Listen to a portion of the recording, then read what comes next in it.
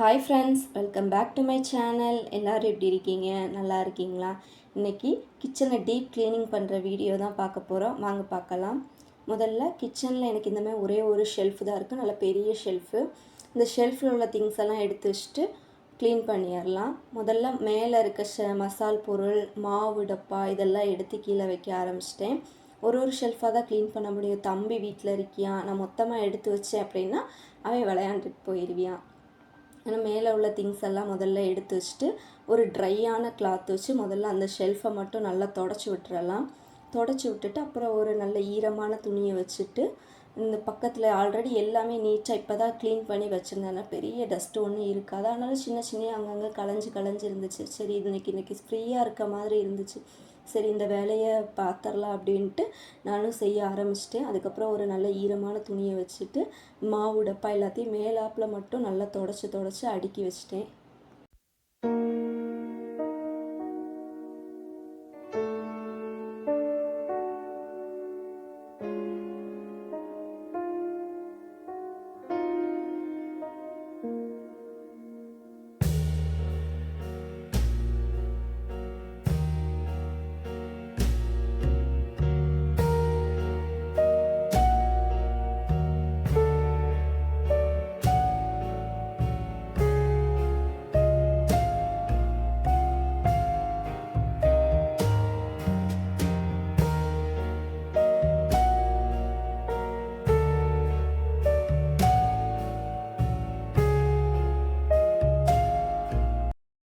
அடுத்த செல்ஃபில் grocery item, masala things எல்லாமே இருக்கும். அங்கங்கே களைஞ்சி வச்சுருந்து எடுக்கிற திங்ஸ் எல்லாம் என் ஹஸ்பண்ட்லாம் சமைச்சாங்க அப்படின்னா அந்தந்த பொருள் அந்தந்த இடத்துல வைக்கவே மாட்டாங்க, எல்லாத்தையும் களைச்சி போட்டுருவாங்க. இந்த பசங்க வேறு சாப்பிட்டுட்டு எங்கே கொண்டு வந்து வச்சுருக்காங்க பாருங்கள். அப்படி எல்லா திங்ஸையும் கடகடன்னு எடுத்து வைக்க ஆரம்பிச்சிட்டேன். எப்போயுமே ஒரு டப்பா தீந்துருச்சுனால அப்படியே கழுவி தீந்த டப்பாவெல்லாம் அப்படியே கழுவி அந்தந்த இடத்துல வச்சுருப்பேன். அப்போ தான் கிராசரி ஃபில் பண்ணும்போது ஈஸியாக இருக்கும் நம்மளுக்கு.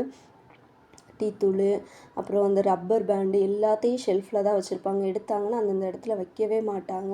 நம்மளாக தான் பார்த்து எல்லாத்தையும் க்ளீன் பண்ணி வைக்கணும். எங்கள் வீட்டில் இப்படி தான். உங்கள் வீட்டிலலாம் எப்படின்னு மறக்காமல் சொல்லுங்கள். எல்லாத்தையும் எடுத்து வச்சுட்டு அதே மாதிரி ஒரு கிளாத்தை வச்சு எல்லாத்தையும் நல்லா தொடச்சி விடணும். தொடச்சி விட்டுட்டு அதுக்கப்புறம் அந்த ஒட்டுற ஏதாவது சின்ன பூச்சி, இந்த வீட்டில் நிறைய எறும்பு வரும், அதனால தான் பக்கத்தில் சாக் பீஸ் கோடாக போட்டு வச்சுருப்பேன். கொஞ்சம் தூசி தான் இருந்துச்சு. எல்லாத்தையும் நல்லா க்ளீன் பண்ணி விட்டுட்டு டஸ்ட்டெல்லாம் நல்லா தட்டி விட்டுட்டு அந்த டப்பாவில் கிராசரி ஃபில் பண்ண வேண்டியது. அதுக்கப்புறம் எல்லாத்தையும் நல்லா தொடச்சி ஆல்ரெடி இருந்ததை மட்டும் எடுத்து வச்சுட்டேன்.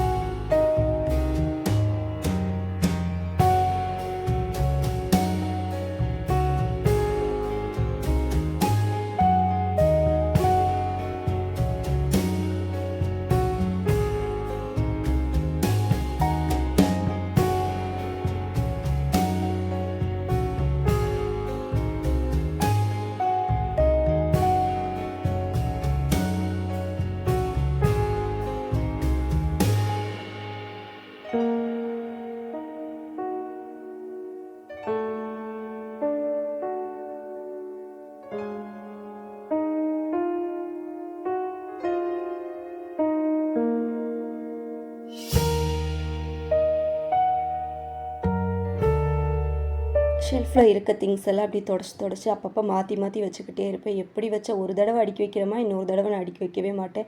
அப்பப்போ புதுசாக ஏதாவது எங்கெங்கேயாவது மாற்றி வச்சுக்கிட்டே தான் இருப்பேன். எனக்கு ஒரே மாதிரி மெயின்டைன் பண்ண பிடிக்கவே செய்யாது. அப்பப்போ கொஞ்சம் அந்த மசாலா பொருள், இந்த மாவு டப்பாலாம் மாற்றி வச்சா தான் பார்க்க நீட்டாக இருக்க மாதிரியே தெரியும். அதுக்கப்புறம் கொஞ்சம் கிராசரியெல்லாம் ஃபில் பண்ண வேண்டியது இருந்துச்சு. நிலக்கடலை, அதுக்கப்புறம் பச்சை பட்டாணி, அப்புறம் கொஞ்சம் உளுந்து, இது எல்லாமே தீர்ந்துருச்சு. அது எல்லாத்தையும் எடுத்து ஃபில் பண்ணி வச்சுட்டேன். இந்த மாதத்துக்கு இனி தான் போய் கிராசரியெல்லாம் வாங்கணும். ஆல்மோஸ்ட் எல்லாமே தீர்ந்துருச்சு. எல்லாமே கொஞ்சம் இருக்குது. இதுவும் ஃபுல்லாக தீர்ந்ததுக்கப்புறம் போய் வாங்கினா எனக்கு கரெக்டாக இருக்கும். மந்த்லி வாங்குவேன். கொஞ்சம் நாங்கள் 2 பேர்னால கொஞ்சமாக வாங்கிக்கிறது. டீ தூள் மட்டும் இந்த மாதிரி 5 ரூபா பாக்கெட்டு 10 ரூபா பாக்கெட்டு. ஏன்னா ஃபுல்லாலாம் வாங்கி வைக்க மாட்டேன். என் ஹஸ்பண்ட் டீ குடிப்பாங்க, நான் வந்து காஃபி குடிப்பேன், என் பசங்களுக்கு பால். அதனால காஃபி பொடியும் டீ தூளும் எங்களுக்கு தேவைக்கு மாதிரி கொஞ்சம் கொஞ்சமாக வாங்கி நாங்கள் யூஸ் பண்ணிக்கிடுவோம். தீர்ந்ததுக்கப்புறம் தான் வாங்கிக்கிடுவேன். பெரிய பெரிய டப்பாலாம் வாங்கி நான் ஸ்டோர் பண்ண மாட்டேன், அதெல்லாம் வேஸ்ட்டாக போயிடும். அதனால் என் ஹஸ்பண்ட் எப்போயாவது தான் காஃபி குடிப்பாங்க, டீ குடிப்பாங்க. அதனால் அவங்களுக்கு டீ தூள் இந்த மாதிரி பேக்கெட்டில் வாங்கி வச்சா 2 நேரத்துக்கு போட்டுக்கிற மாதிரி இருக்கும். அப்புறம் கொஞ்சம் ஏலக்காய் தீர்ந்துருச்சு, அதையும் ஃபில் பண்ணி வச்சுட்டு இந்த டப்பாஸ் எல்லாத்தையும் நல்லா க்ளீன் பண்ணிவிட்டு மறுபடியும் தொடச்சிட்டு எல்லாத்தையும் அடுக்கி ஸ்டார்ட் பண்ணிவிட்டேன். அதுக்குள்ளே என் தம்பி வந்துட்டியான். வந்து அவனும் கீழே உட்காந்துக்கிட்டு நான் எதையாவது எடுத்து நோண்டிக்கிட்டே இருந்தால் குடுறானாலும் கொடுக்க மாட்டேயான். அதுக்கப்புறம் அப்படி இப்படி எல்லாத்தையும் எடுத்து மாற்றி ஒரு வழியாக 2வது ஷெல்ஃபையும் நல்லா அரேஞ்ச் பண்ணி வச்சுட்டேன்.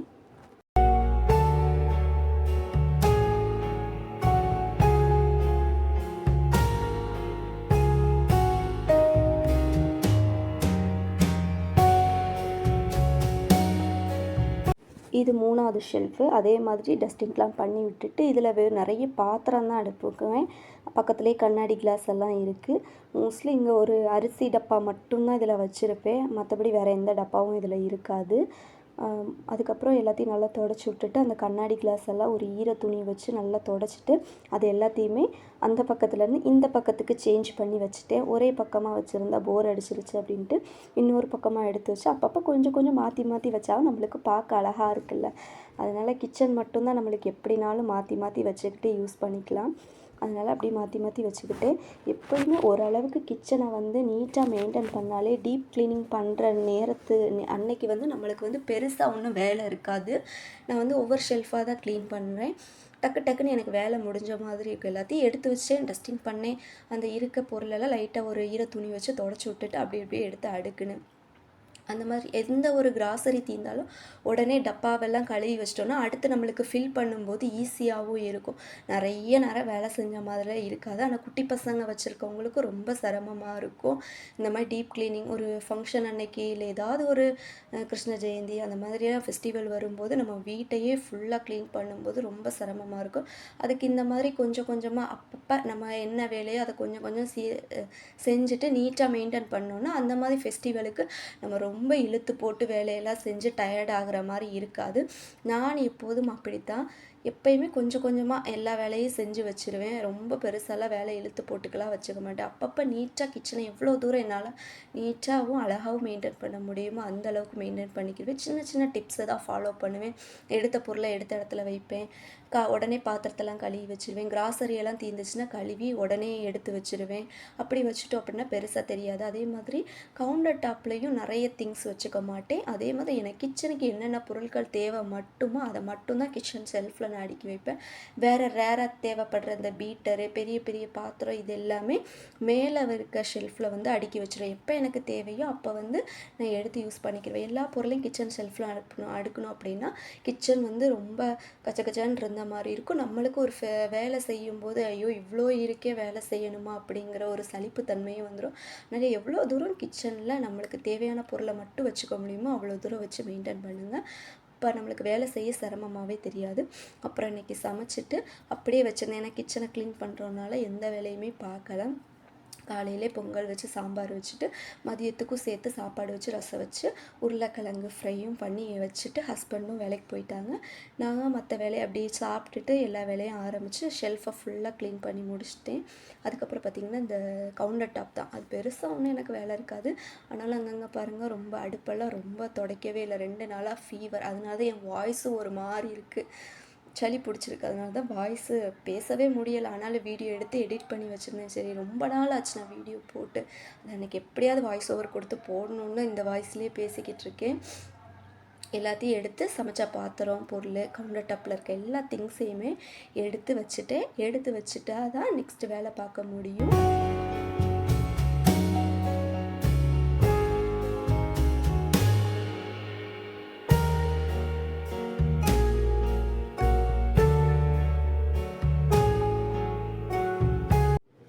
முதல்ல கேஸ் அடுப்பு தான், அதை நல்லா ஒரு ஈர துணியை வச்சு அது மேலே சிந்திருக்க திங்ஸு அந்த டஸ்ட்டு எல்லாத்தையுமே வந்து நல்லா தொடச்சி விட்டுறலாம். முதல்ல தொடச்சி விட்டுட்டு அப்படியே பின்னாடி இருக்க டைல்ஸு அந்த வாலில் உள்ளது எல்லாத்தையுமே, அந்த எண்ணெய் பிசுக்கு எல்லாத்தையுமே லைட்டாக ஒரு ஈர துணி வச்சு முதல்ல அதில் கிடக்கிற எல்லா டஸ்ட்டையும் நல்லா இழுத்து தொடச்சி விட்டுட்டு, அதுக்கப்புறம் நம்ம லிக்விடு இல்லை சோப்பு ஏதாவது போட்டு க்ளீன் பண்ணிக்கலாம். முதல்ல எல்லாத்தையும் நல்லா தொடச்சி விட்டுட்டு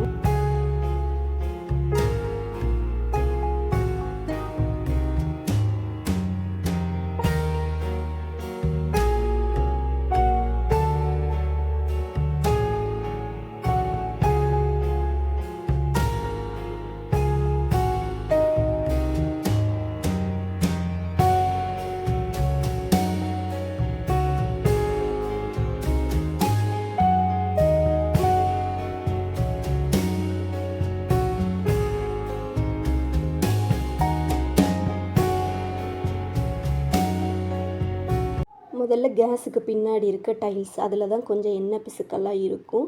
எண்ணெயெல்லாம் நம்ம சமைக்கும்போது தெரிச்சிருக்கும். அதெல்லாம் நல்லா ஒரு ஸ்பாஞ்ச் வச்சுட்டு அதில் சோப்பு, பாத்திரம் கழுவுற சோப்பு தான் எடுத்திருக்கேன். அதை எடுத்து முதல்ல எல்லா இடமும் நல்லா தேய்ச்சி விட்டுருவேன். பெருசாலாம் இல்லை, நீங்கள் உங்களுக்கு பார்க்கும்போதே தெரியும். ஆனால் அடுப்பு வந்து ரொம்ப இது 2 நாளாக ஃபீவர். சமைக்க மட்டும் தான் செஞ்சேன், எதுவுமே செய்யலை. பாலை பொங்க விட்டுருக்காங்க, டீயை பொங்க விட்டுருக்காங்க. இப்படி எங்கள் ஹஸ்பண்ட்லாம் டீ போட்டாங்க அப்படின்னா பொங்க விட்டுருவாங்க. ஆனால் அதை துடைக்கவே மாட்டாங்க. நம்ம தான் 2 நாள் ஆனாலும் துடைச்சே ஆகணும். எங்கள் வீட்டில் இப்படியே தான். ஆனால் சமைப்பாங்க, நல்லா சமைப்பாங்க, நல்லா டேஸ்ட்டாக சமைப்பாங்க. ஆனால் வந்து கிச்சனை க்ளீன் பண்ண தெரியாது. அவங்களுக்கு செய்ய பிடிக்காது. கிச்சன் க்ளீன் பண்ண அந்த துடைக்கிறது வைக்கிறதெல்லாம் செய்ய மாட்டாங்க. அவங்களுக்கு நல்லா சமைச்சு மட்டும் தருவாங்க. சமைக்க சொன்னால் மட்டும் நல்லா டேஸ்ட்டாக சமைப்பாங்க என் ஹஸ்பண்டு. அடுப்பு எல்லாத்தையும் நல்லா தேய்ச்சி விட்டுட்டு, நல்லா சோப்பு மட்டும்தான் போட்டு தேய்ச்சிருக்கேன். நல்லா தேய்ச்சி கீழே உள்ள டைல்ஸு, அப்புறம் சைடில் உள்ள கவுண்டர் டாப்பில் உள்ள டைல்ஸு எல்லாத்தையுமே நல்லா சோப்பு போட்டு நல்லா துடைச்சி விட்டுட்டு, இந்த அடுப்பு வாங்கி 7 வருஷம் ஆகுது. ஒரு கீறல், அதாவது ஒரு கிராட்ச் கூட ஆகாமல் இன்னைக்கு வரைக்கும் சூப்பராக நான் மெயின்டைன் பண்ணிட்டு வரேன். அப்பப்போ க்ளீன் பண்ணுறது தான். எவ்வளோ தூரம் எந்த ஒரு பொருளாக இருந்துமே நம்ம வச்சுக்கிறத பொறுத்து தான் அந்த பொருளை வந்து எவ்வளோ நாள் வருதுன்னு பார்க்கலாம். அந்த மாதிரி தான் நம்ம எல்லாத்தையும் அப்பப்போ தொடச்சி வச்சுட்டு நீட்டாக மெயின்டைன் பண்ணாலே நம்மளுக்கு பெருசாக தெரியாது. அப்புறம் ஒரு ஈர துணியை வச்சுட்டு அந்த வால் டைல்ஸு, அப்புறம் அடுப்போட கவுண்டர் டாப்பு, அடுப்பு எல்லாத்தையுமே வந்து நல்ல ஒரு ஈர துணியை வச்சு நல்லா தொடச்சி எடுத்துட்டேன்.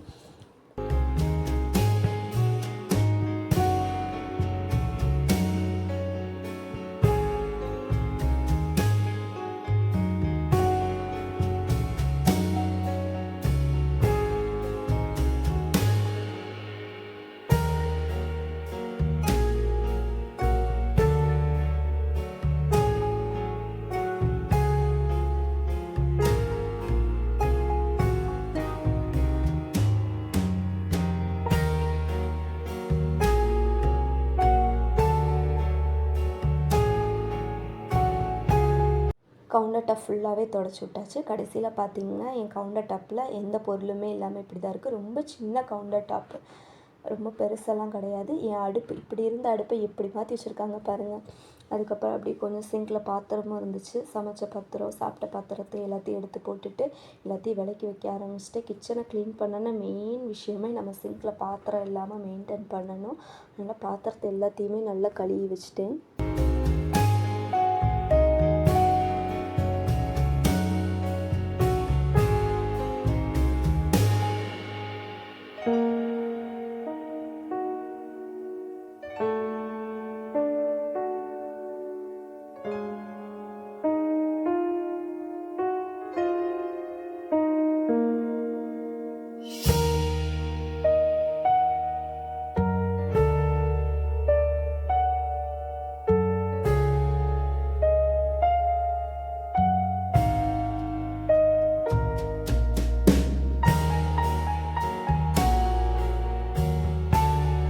கழுவி வச்சுருக்க வெசல்ஸ் எல்லாம் எடுத்து அப்படி தண்ணி வடிச்சிட்டு பிளேட் ஸ்டாண்டில் எல்லாத்துலேயும் பிளேட்ஸ் எல்லாம் அடுக்கி வச்சுட்டு இருக்கிற திங்ஸ் எல்லாம் அப்படி கடகடன்னு எடுத்து வச்சுட்டேன்.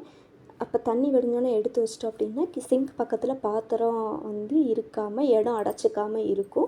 அதனால் அப்பப்போ உடனே எல்லாத்தையும் எடுத்து அடுக்கி வச்சுட்டு, அதுக்கப்புறம் பார்த்திங்கன்னா அப்படி கையோட சிங்கையும் கழுவி விட்டுறலாம். அந்த பைப்பு எப்போ நம்ம பாத்திரம் விளக்குனாலும் அந்த சிங்கையும் ஒரு தடவை கையோடு கழுவி விட்டோம் அப்படின்னா சிங்க்கில் வந்து எந்த டஸ்ட்டும் இல்லாமல் அதாவது ஒரு மாதிரி ஸ்மெல்லு வரும் சிங்கில்.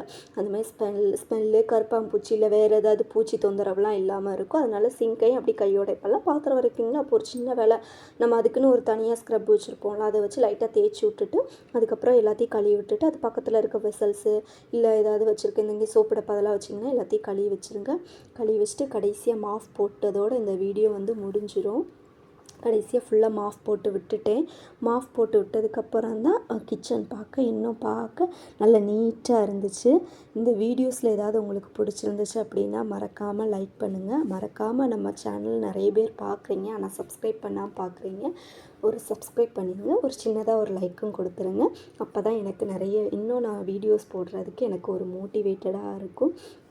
நல்லா தொடச்சி விட்டதுக்கப்புறம் இந்த கவுண்டர் டாப்பில் இருக்க பொருளெல்லாம் வந்து அரேஞ்ச் பண்ணி வைக்கணும். எண்ணெய் ஆயில் டப்பாலாம் கழுவி வச்சுருந்தேன், அதெல்லாம் நல்லா காஞ்சிருச்சு. அதுக்கப்புறம் அதில் கடலெண்ணெய் ஃபில் பண்ணுறேன். கடலெண்ணெய் நல்லெண்ணெய் எப்போயாவது கோல்டு வின்னர் யூஸ் பண்ணுவேன். இந்த பொரிக்கிறதுக்கு வாசனை இல்லாமல் வரணும், இந்த பாப்பாங்களுக்கு ஸ்நாக்ஸ் செய்கிறதுக்கெல்லாம் வாசனை இல்லாமல் இருக்கணுங்கிறதுக்காகத்தான் அந்த எண்ணெய் யூஸ் பண்ணுவேன். மற்றபடி சமையலுக்கு வந்து கடலெண்ணெய் இல்லாட்டி நல்லெண்ணெய் ரெண்டில் ஏதாவது ஒரு எண்ணெய் நான் யூஸ் பண்ணிக்கிடுவேன். இப்போ நான் ஃபில் பண்ணுறது கடலெண்ணெய், செக்கில் ஆட்டின கடலெண்ணெய் டப்பாவில் வாங்கிட்டு வந்திருந்தாங்க. அதை நான் வந்து என்னோடய கண்ணாடி டப்பாவுக்கு மாற்றிக்கிட்டேன். அதுக்கப்புறம் ஒரு ட்ரே வச்சுருப்பேன், அதில் ஒரு அப்பப்போ பேப்பர் மாற்றிக்கிடுவேன். எப்படி இந்த ஆயிலெலாம் சிந்தி இருக்குங்கனால அப்பப்போ பேப்பர் மாற்றிட்டு அதில் ஒரு இது வச்சு கத்தி, அப்புறம் ஸ்பூன்ஸு, அப்புறம் வந்து அந்த பொட்டேட்டோ மேஷரு, அப்படி எல்லா திங்ஸும் கத்தி நிறைய வச்சுருப்பேன். அந்தந்த கத்தி அப்புறம் எல்லாத்தையும் அந்த இடத்துல என்னென்ன வைக்கணுமோ அதெல்லாம் வச்சு விஸ்கு, அப்புறம் பீல் பண்ணுறது எல்லாத்தையும் வச்சுட்டு புளி, உப்பு, அதுக்கப்புறம் ஆயில் பாட்டில், அதுக்கப்புறம் ஆயில் ஸ்ப்ரே பாட்டில், இவ்வளோ தான் என்னோடய கவுண்டர் டாப்பில் மெயினாக இருக்கக்கூடிய திங்ஸு. வேறு எதுவுமே வச்சு கவுண்டர் டாப்பை நான் அடைச்சிக்க மாட்டேன். அப்புறம் பெரிய ஒரு உப்பு ஜாடி, அப்புறம் வந்து நம்ம இடிக்கல், அது வந்து என்னோடய கேஸ் பக்கத்தில் இருக்கும். இப்போ நான் எக்ஸ்ட்ரா வச்சுருக்கிறது இந்த ஒரு சின்னதாக ரோஸ் கலரில் ஒரு இது இருக்குல்ல, அதில் வந்து 2 ஸ்பூன் மட்டும் கொஞ்சம் பெரிய கரண்டியாக இருக்குன்னு அதை மட்டும் வச்சுருக்கேன். கடைசியில் பார்த்திங்கன்னா அந்த கட்டிங் போர்டு தொங்க விட்டுருப்பேன். இவ்வளோ தான் என் கவுண்டர் டாப்பில் இருக்குது. வேறு எந்த திங்ஸும் வச்சு நான் கவுண்டர் டாப்பை அடைச்சிக்க மாட்டேன். கடைசியில் கிச்சனை ஃபுல்லாக க்ளீன் பண்ணதுக்கப்புறம் கிச்சன் இப்படி தான் இருந்துச்சு.